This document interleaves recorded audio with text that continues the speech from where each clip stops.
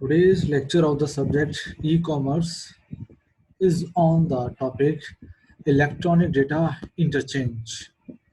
So in this lecture, we will cover process of EDI message exchange, components of EDI, ADI standards, and why to use these standards.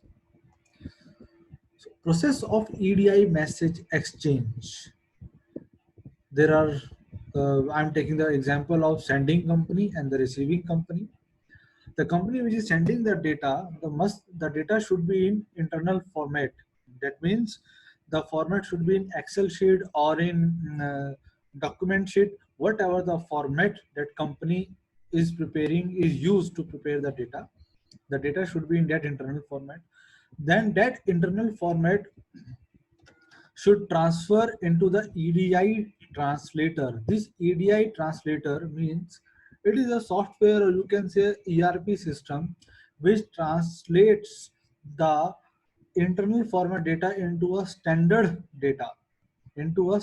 EDI data. After that, with the help of communication softwares like internet or network service providers, with the help of network service providers, internet or VPN network, we will transfer our data to the receiving end. In the receiving end, the receiver first collect the data through the communication software, then that EDI data transfers into the EDI translator. That EDI translator translates the data into the internal format of the receiving company. This is the process of EDI message exchange. Let's understand with more elaboration. Process of EDI message exchange explained in a series of steps. First is data preparation.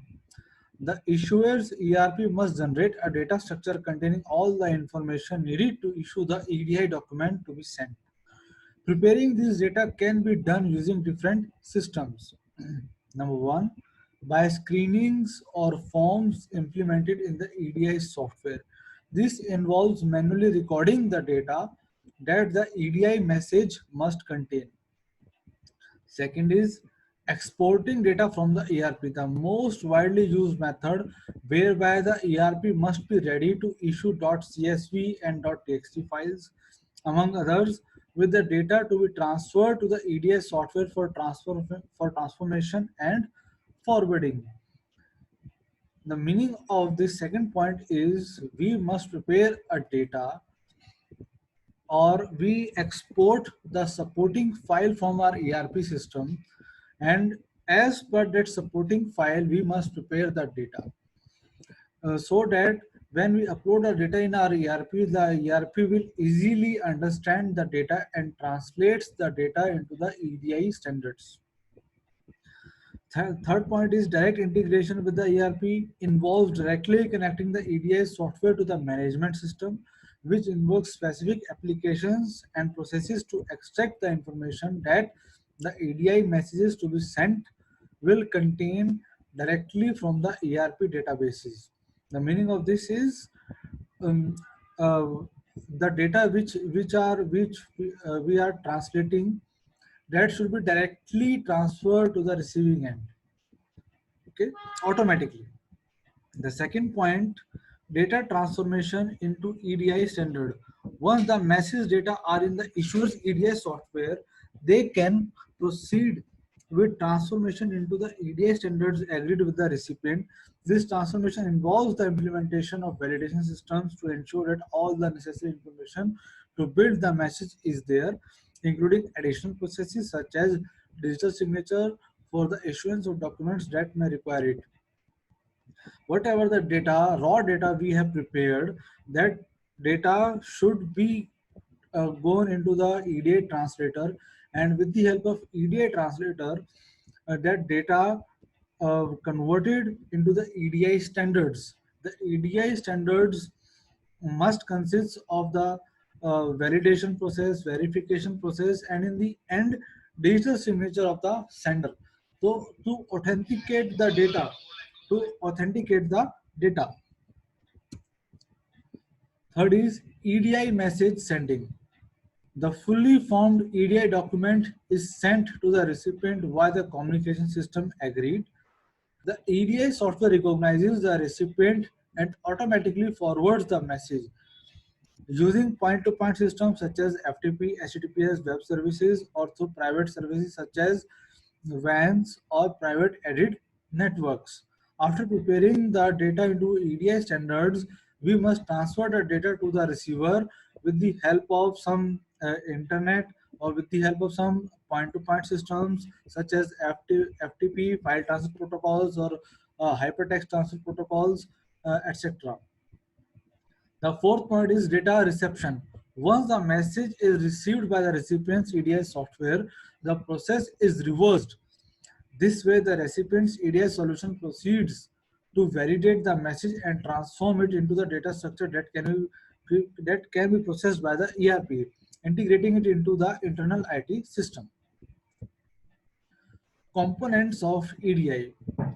EDI consists of the following components. The number one component and the most important component is EDI standards. EDI standards generally are of four types, and every organization must follow at least one format out of these four. The number one is American National Standards Institute, founded in 1918, Accredited Standard Committee, chartered in 1979 by ANSI, Transportation Data Coordinating Committee, TDCC, EDI for Administration, Commerce and Transport, EDI Fact Europe. So the organization must follow at least one of the data format, EDI standard format, to transfer the data or through electronic interchange.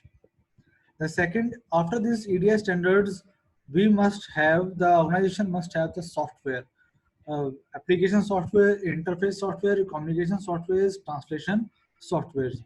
And the software must be run on some hardware. So we must have the appropriate hardware to run all these softwares. And in the end, we must have the communication network and value-added networks to transfer the data from sender to the receiver. These are the components of EDI. EDI standards. What are these EDI standards? EDI standards are the standards prepared by the different countries for different products. For example, EDI Fact was in the Europe, is also running in the Europe. Then VDA for the Germany, if you do the transaction for the cars, then you must follow the standard which is VDA. Then ODT Europe, then NCOM Europe, ANSI USA, HIPAA North America. This is specifically for the hospitals. If we are exchanging the data electronically in hospitals or via some doctors, then they must follow in the HIPAA standards, and this is specifically only for the North America. In details, why use EDI standards? The use of EDI standards is that, here is a very good example. Here is a customer and supplier. This is a wholesale customer, this is a retail customer, and this is a wholesaler. This retailer is Superfood, Save on Food, and Save Store. These are the three different retailers. And all these three retailers are getting the goods from these four wholesalers, four whole suppliers. They are these three retailers are getting the supplies of bread, freshest fruit, meat, and vegetable goods from these different suppliers. Now the questions here, these all the four suppliers have different format of invoices. So all this particular customer will get the four invoices or different type or different format. Similarly, this customer will get the four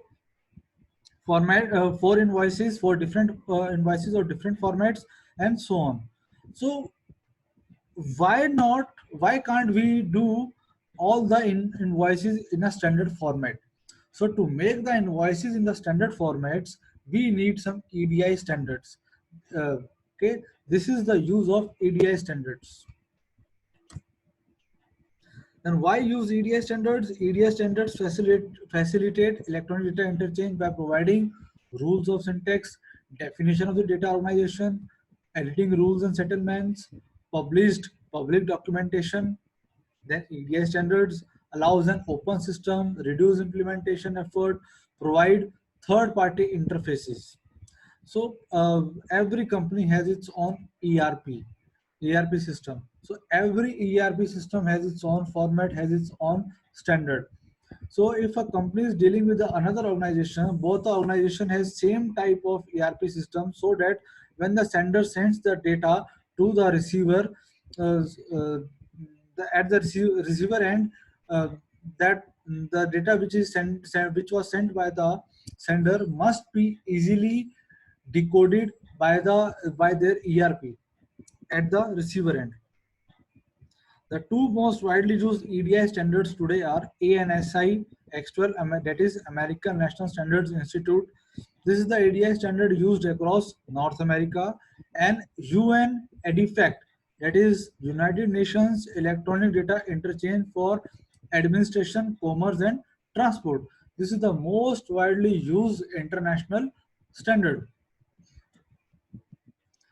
So these are the following references, and in the next lecture we will study what is EDI fact, how EDI fact form, and EDI fact standards. Thank you very much.